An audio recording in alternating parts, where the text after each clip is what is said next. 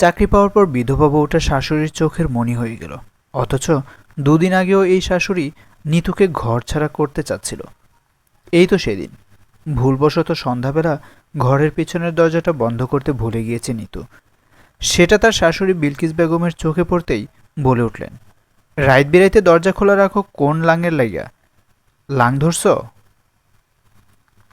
পোলাটা আমার মরতে পারল না 6 মাস হইল, এর মাঝে লাং ধরে ফেলাইছ? ধরছ তো ধরছ, তাইলে আমার ঘরে বসে নোংরামি করো কেন? লাঙের ঘরে যায় উঠতে পারো না?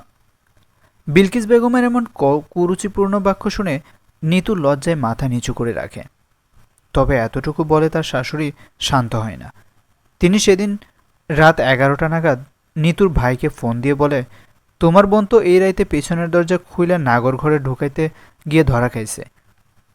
যদিও পোলা পালাইছে, তারে ধইরা রাখতে পারি নাই। তো তোমার এই বোন লইয়া যাও, আমি আমার ঘরে এরে রাখতে পারবো না। পোলা নাই, পোলার বউ ঘরে পইরা আছে। তাও যদি ভালো থাকতো এমন নষ্ট মাইয়া ঘরে রাখা যায়?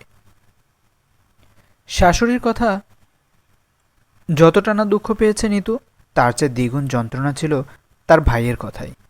তার ভাই জবাবে বলেছে, আপনাদের বউ আপনারা বুঝে নেন, খবরদার আমার বাড়িতে ওই নষ্ট মেয়েকে পাঠাবেন না।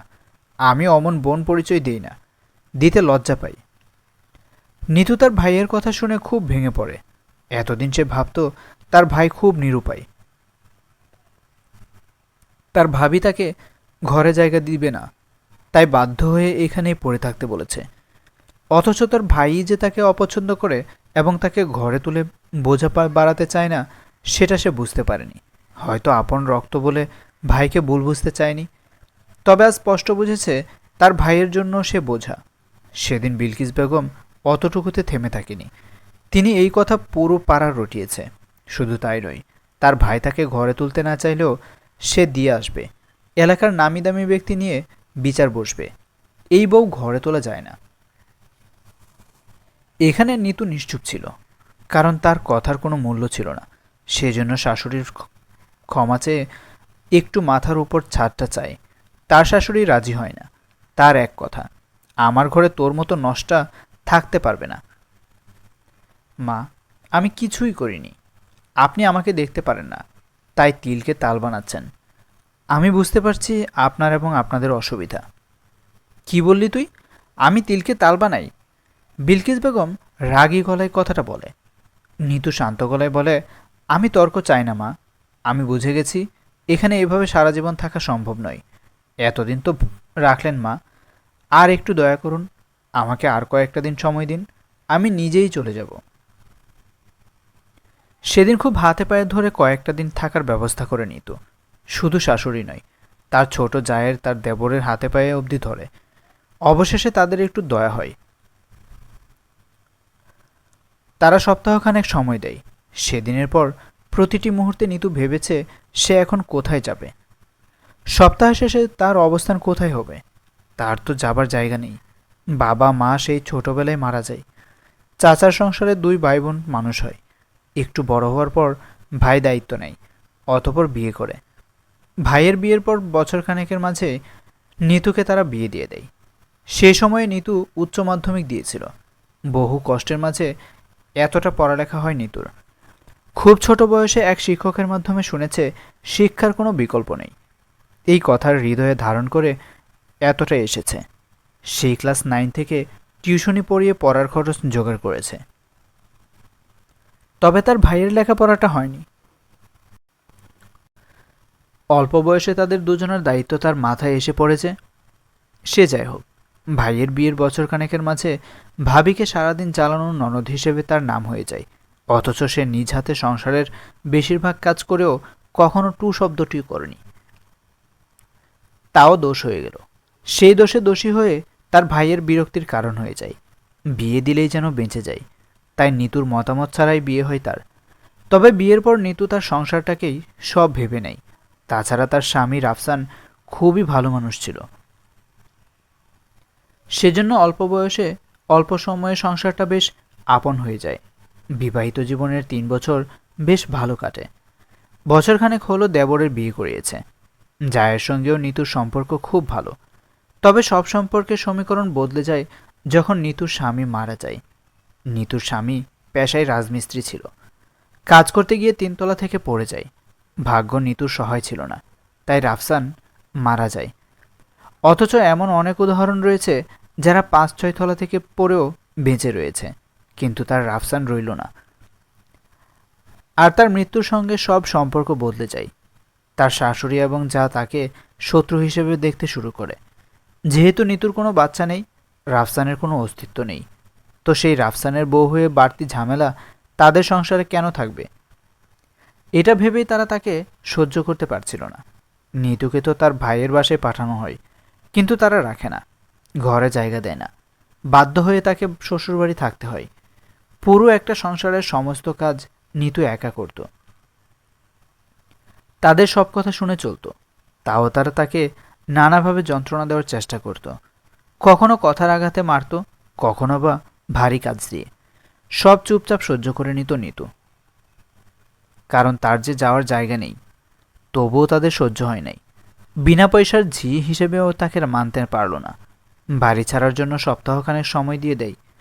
যে সময়ে সব হারিয়ে নিতু নিঃস্ব, যাওয়ার জায়গার কথা ভেবে সে বিধ্বস্ত, সেই মুহূর্তে আশার আলো হয়ে ধরা দেয় একটি ফলাফল।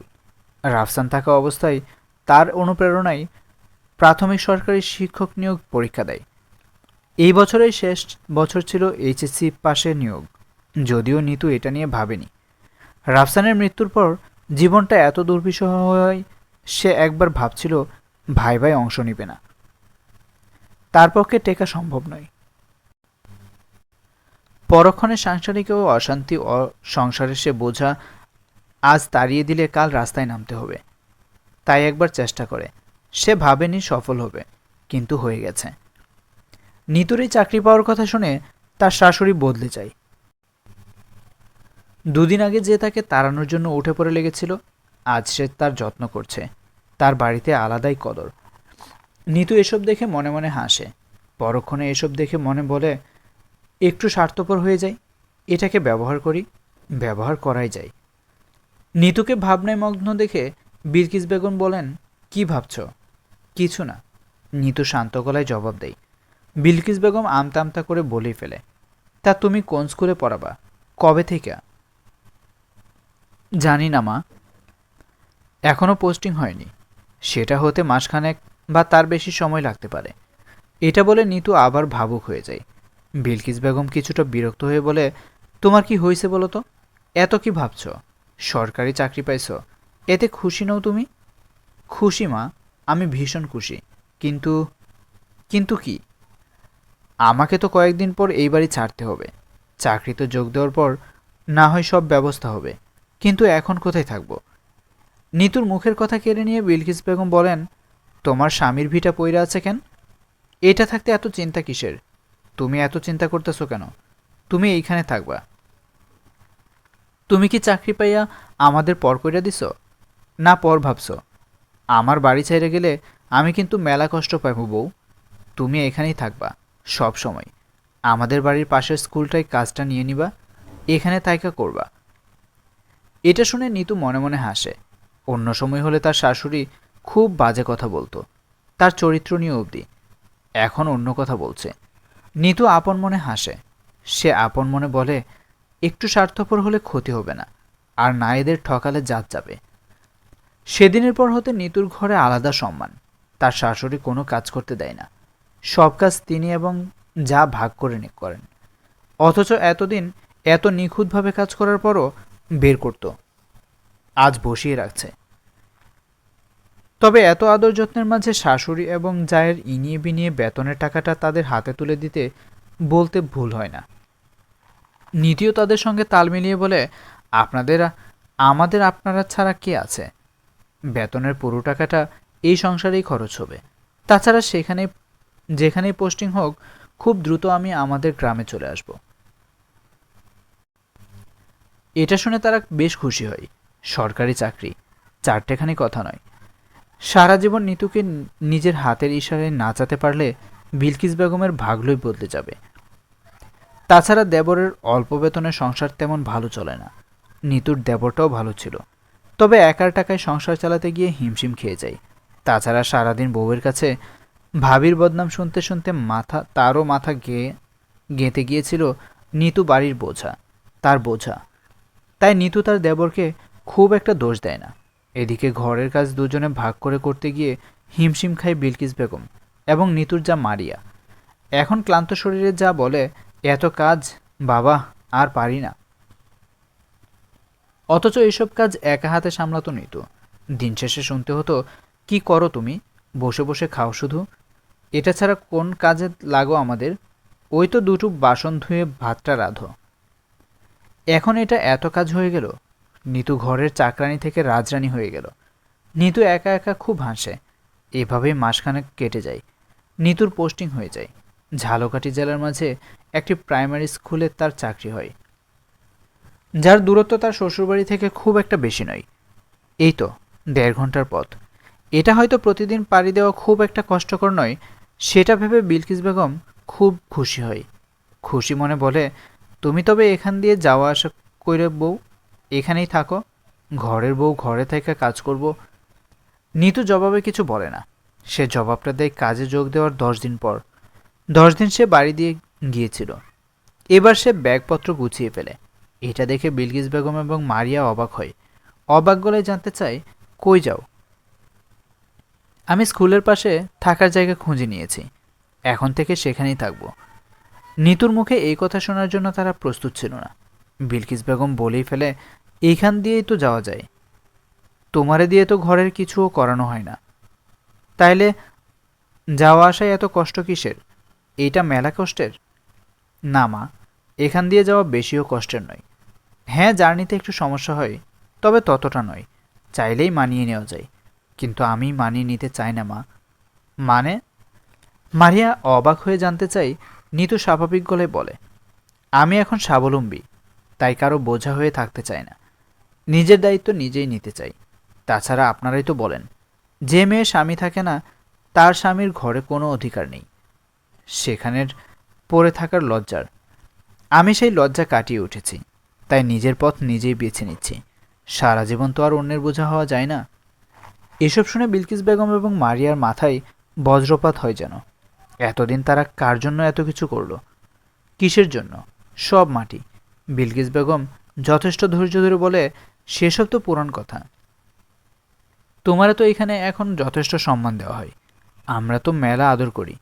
অতীতে ভুল করেছি, তার জন্য মাফ চাইলাম, তো তুমিও তো মাফ করে দিছ, এখন এই কথা কও কেন? আমি মাফ করেছি, তবে ভুলে যাইনি মা। আমি কিছুই ভুলিনি, ভোলা সম্ভব নয়। আপনি আমাকে তাড়ানোর জন্য সামান্য ঘটনাকে কেন্দ্র করে আমার চরিত্র নিয়ে প্রশ্ন তুলেছেন, দাগ দিয়েছেন চরিত্রে, এসব ভোলা যায় না। তাছাড়া আমার রাফসান তো ফিরে আসবে না আর, তাই এখানে আমার না থাকাই ভালো। হ্যাঁ, আগে আমার কোনো যাওয়ার জায়গা ছিল না, সেজন্য সব কষ্ট সহ্য করে এখানে পড়েছিলাম। এখন তো আমার নিজের দায়িত্ব নেওয়ার মতো সক্ষমতা রয়েছে, তো এখন। নিতুকে আর কিছু বলতে না দিয়ে বিলকিস বেগম বলে, তুই বাসা ভাড়া যাচ্ছিস নাকি লাঙের কাছে? এতদিন এই আশায় ছিলি আমাদের ঘরে যদি এতই দুশ্মনী, তবে এতদিন বৈশা বৈশা খাইলি কেমনে, কিভাবে পারলি? এখন আমাদের কথা শুনাইয়া দোষ দিয়ে যাও তো। এবার নিতু বিলকিস বেগমকে থামিয়ে দেয়, অতঃপর বলে, এই তো নিজের আসল রূপে চলে আসছেন মা, আপনি এটাই। এতদিন কষ্ট করে অভিনয় করলেন, আমি কিন্তু আপনাকে চিনতে ভুল করিনি। আমার চাকরির কথা শুনেই লোভে পড়ে আমাকে মাথায় তুলেছেন দেখেই সব বুঝছিলাম, কিন্তু কিছু বলিনি, কারণ ওই সময় যে থাকার জায়গা ছিল না। তাছাড়া ভাবলাম, এতদিন তো কম নাচান নাই আমাকে, এবার না হয় আপনাদের অভিনয়ের ভালো রূপটার ফায়দা নেই আমি, এটা তো খুব একটা খারাপ হবে না, তাই নিলাম। দেখুন, এতদিন ভালো মানুষ হিসেবে নিজেকে প্রমাণ করতে কত কি না করলেন, আর আমার একটা সিদ্ধান্তে সব অভিনয় শেষ। ফিরে এলেন নিজের রূপে। স্বার্থপর বেইমান, আমাদের খেয়ে আমাদের পরে আমাদের সঙ্গে বেইমানি করছে, বেয়াদব। মারিয়াকে থামিয়ে দিয়ে নিতু উচ্চ শব্দে বলে, বেইমান নয়, আমি তোমাদের সঙ্গে কোনো বেইমানি করিনি, যদি করেও থাকি তবে তোমরা এটা ডিজার্ভ করো। আর হ্যাঁ, আমি স্বার্থপর, আজ আমি স্বার্থপর, কারণ আমি নিজের কথা ভেবেছি। আমি আমার চারপাশে থাকা মানুষ নামক অমানুষদের কথা না ভেবে নিজের কথা ভেবেছি, বেশ করেছি। এবার নিতু খুব রাগান্বিত হয়ে যায়। সে একে একে তার সঙ্গে হওয়া অন্যায় তুলে ধরে। এই ঘরে রাফসানের স্ত্রী হওয়ার সুবাদে তার অধিকার থাকার পরও তার সঙ্গে কত খারাপ ব্যবহার করা হয়েছে। দিনের পর দিন তার লাং রয়েছে, সেই অপবাদ দেওয়া হয়েছে। প্রতি মুহূর্তে তাকে অনুভব করানো হয়েছে সে এই বাড়ির বোঝা। এই ঘরে গত কয়েক মাস ধরে সে দুবেলা ভাত চোখের পানি ছাড়া খায়নি।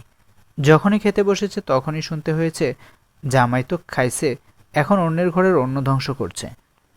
শুধু তাই, সপ্তাহ সবসময় না হলেও 2-3 দিন মাছ রান্না হতো, মাসে একবার মাংস। অথচ নিতু সবসময় ভাত খেয়েছে ডাল বা লবণ পানি দিয়ে। শাকসবজিও তাকে দেওয়া হতো না, মাঝে মাঝে দয়া হলে দিত। এত কষ্ট সহ্য করার পরও সে বোঝা ছিল। আর আজ যখন সে জব পেয়েছে তখন সে সবার আপন হয়ে গেছে, নিজের মানুষ হয়ে গিয়েছে, কাছের মানুষ। এটা তো নিতু মানবে না। এখন সে এসব মানবে না। তার নিজেরটা ভাবছে, নিজেরটাই করছে। তারা যে স্বপ্ন দেখেছে নিতু মাস শেষে পুরো বেতন তাদের দিয়ে দিবে, তাদের পরিবার স্বাচ্ছন্দ্যে থাকবে, সেটা হওয়ার নয়, হবে না। কারণ তারা রাফসানের বউ হিসেবে তাকে ন্যূনতম সম্মান দেয়নি। শুধু তাই নয়, রাফসানের মৃত্যুর পর তার মালিক তাদের বেশ কিছু টাকা অবধি দিয়েছে। সেই টাকায় কেনা একটা মাছের টুকরো তার কপালে ঝোটেনি।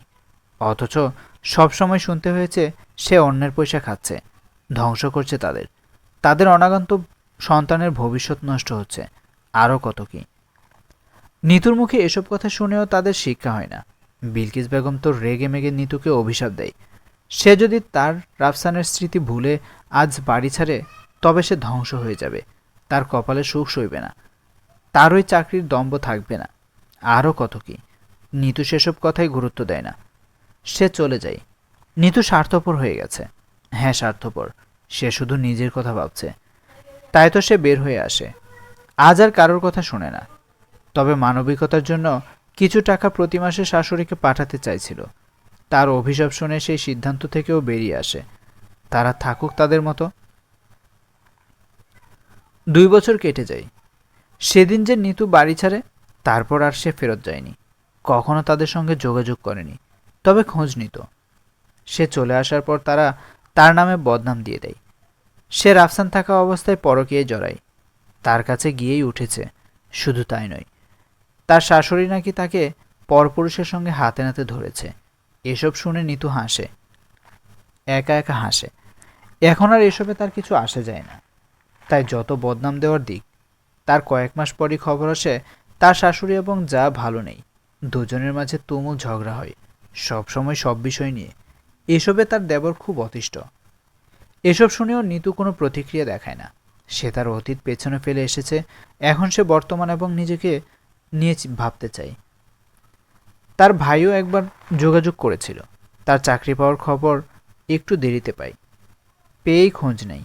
তবে নিতু সরাসরি তার সঙ্গে সব সম্পর্ক শেষ বলে জানিয়ে দেয়। পরবর্তীতে আর যোগাযোগ করার সুযোগ দেয়নি। এভাবেই 2 বছর কেটে যায়। খুব ভালো কাটে নিতুর। মাঝে মাঝে রাফসানকে খুব মনে পড়ত। তার কবরটা দেখতে যাওয়ার খুব ইচ্ছা ছিল, কিন্তু সে গেলেই সবাই ঝামেলা করবে, তাই যাওয়া হয়নি। এরই মাঝে স্কুলের বিপত্তিক গণিত স্যার তাকে বিয়ের প্রস্তাব দেয়। সে প্রথমে রাজি হয় না, পুরো বছরখানেক ঘোরায়, তবুও লোকটা তার পিছু ছাড়ে না। লোকটার চোখে মুখে তার প্রতি সম্মান দেখে অবশেষে নিতু রাজি হয়ে যায়। তার মনে হয় এখন তার এটাই ভাবা উচিত, এভাবে চলতে পারে না।